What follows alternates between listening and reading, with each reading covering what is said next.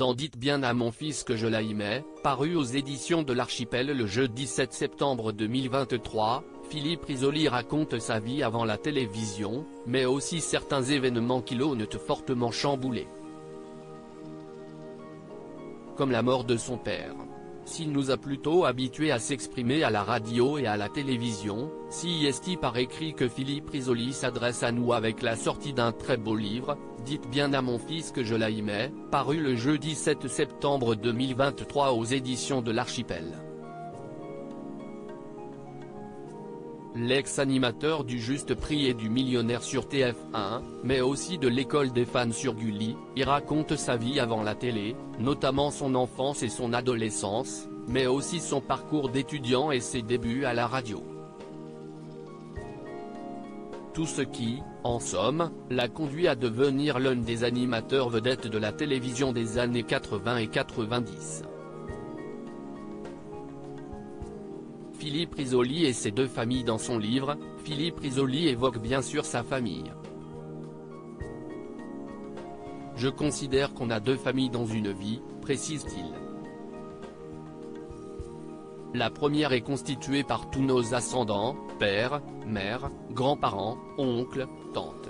Ce sont des personnes qui nous voient naître et qui vont nous accompagner un certain temps.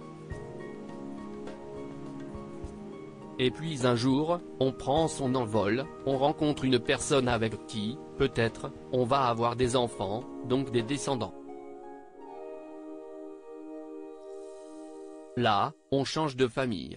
Tous les gens que l'on rencontre à partir du moment où l'on se met en couple ne nous ont pas vu naître. Ils ne savent pas ce qui s'est passé. J'ai donc voulu rendre hommage à ma première famille, celle qui n'existe plus que dans mon esprit. Parler de ces personnes qui ont fait ce que je suis devenu, qui m'ont construit en quelque sorte. Le père de Philippe Risoli n'a pas eu le temps de lire son livre avant de mourir. Parmi les personnes à qui il a souhaité rendre hommage figure évidemment sa mère, Marie-Thérèse, emportée en 2004 par la maladie, et son père, Pierre. Son livre débute d'ailleurs par un récit poignant, celui des dernières années de son père, après que celui-ci a appris qu'il souffrait d'une maladie incurable et mortelle. C'est vrai que c'est dur, concède Philippe Risoli. J'avais commencé à écrire ce livre quand il était encore vivant et il savait que je parlais de lui, de son passé. Malheureusement, je n'ai pas eu le temps de lui lire. J'ai eu envie de lui faire un clin d'œil, de lui rendre hommage. Bien que la maladie ait été diagnostiquée en 2017, le papa de l'animateur s'est battu plusieurs années contre elle, notamment pour voir naître son arrière-petit-fils, Léo, en novembre 2020.